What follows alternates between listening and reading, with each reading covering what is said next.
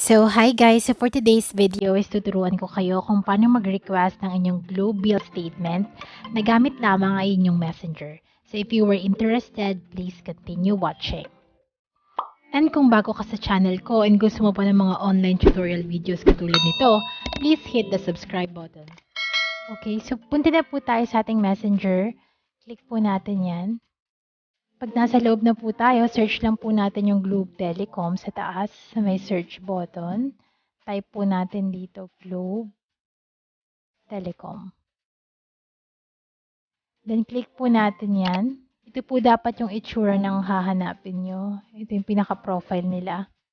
And makikita nyo naman po sa may ilalim na may pinakamaraming like, 6.2 million yung nag-like sa page na to.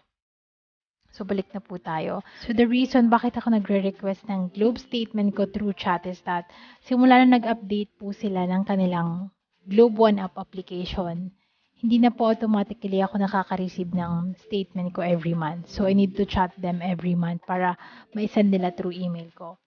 So, ito po yung process ng pag-request ko. Tuturo ko po sa inyo ng step by step. So, ang ginawa ko is nag-chat po ako sa kanila, nag-initiate ako ng conversation, and ang chinat ko lang po is thumbs up para lumabas po yung automatic reply nila. And sa automatic reply po nila is meron na po itong pagpipilian kung paano po magpo-proceed yung conversation nyo. So, ang pinili ko po dito is itong pangalawa, report an issue under bills and payments. So, pagka-click mo niyan, automatic magre-reply na po yan.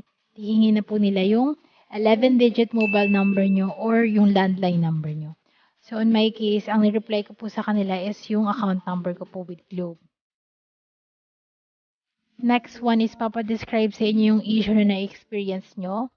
So, nasa pangatlong concern tayo. Dito lang po tayo sa I didn't receive my bill, so get copy of bill. And then, ang pinaka-confirmation na nila is, you have a pending billing request. Please wait for a global care specialist to reach out to you.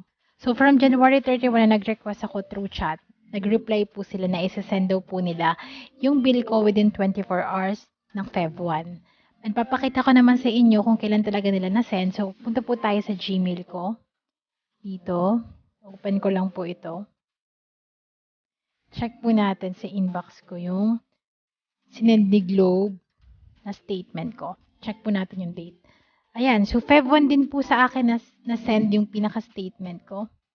So, kung makikita nyo po dito, Feb 1 around 2:23 p.m. Yung reply nila po sa akin is Feb 1 at 3:52 a.m. So, madaling araw po sila nag-reply. And then, na-send din sa akin ng Feb 1 ng alas 2 ng hapon.